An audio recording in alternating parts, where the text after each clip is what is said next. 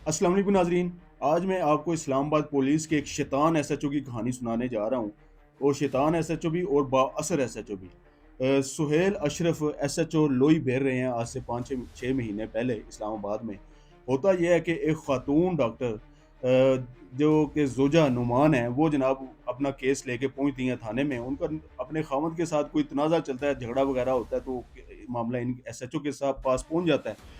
तो वो खातून को देख के जनाब ये एसएचओ जो है ना, खुद ही उसके ऊपर लट्टू हो जाता है।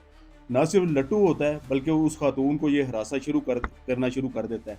बाद में मामलात ये होते हैं कि जनाब उसके खावंद के साथ खातून के मामलात तय पा जाते हैं, तस्फ़िया हो जाता है। लेकिन ये एसएचओ उस खातून का पीछा नहीं छोड़ता।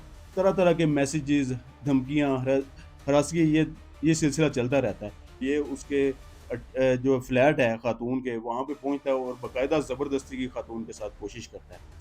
उसके बाद यहाँ पे मामला ख़त्म नहीं होता। वो गन पॉइंट के ऊपर ज़बरदस्ती जो है इस ख़ातून से निकाह पे निकाह करता है। और इसका मकसद ये था कि सिर्फ़ जनाब ये निकाह पे निकाह हो जाएगा, मैं इसके ख़ावंद को बताऊँगा और जनाब वो खुद ही तलाक इसको दे देगा। तो ये उसको कहता है कि जी मेरे साथ नई ज़िंदगी शुरू करो, ये वो, इस तरह की ये बातें हैं सारी। तो इसके बाद जो है ये ख़ातून जो है ये अपना मामला लेके पहुँच जाती है आईजी इस्लामाबाद के पास कि जनाब ये खुली कचहरी है उनकी, ये मामला हल करें, ये मेरे साथ इसने कितना ज़ुल्म किया है। निकाह पे निकाह कर लिया ज़बरदस्ती। तो आईजी इस्लामाबाद जनाब आज से 5 महीने में पहले आपको बता रहा हूँ कि वो जनाब इंक्वायरी का ऑर्डर दे देते हैं। और हमारे मुल्क में होता यही है कि जो मामला दबाना हो तो जनाब वो इंक्वायरी में वो भेज दें, वो दब जाता है।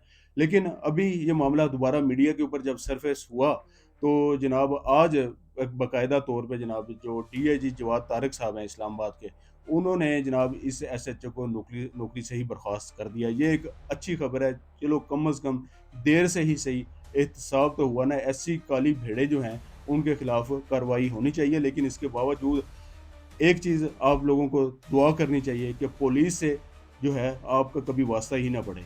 और ख़ास तौर पे जो ख़वातीन हैं, वो अपने किसी भी मामले में अल्लाह से दुआ करें, गिड़गिड़ा के, कि जनाब इस तरह के पुलिस अफ़सरान से उनका राब्ता ना पड़े, क्योंकि जनाब यहाँ पे लेने के देने पड़ जाते हैं। कोई पता नहीं आगे किस तरह का शैतान, सुहेल अशरफ जैसा शैतान बैठा हुआ है। इसके साथ ही वसीम कम्बो को इजाज़त दें। अस्सलाम वालेकुम।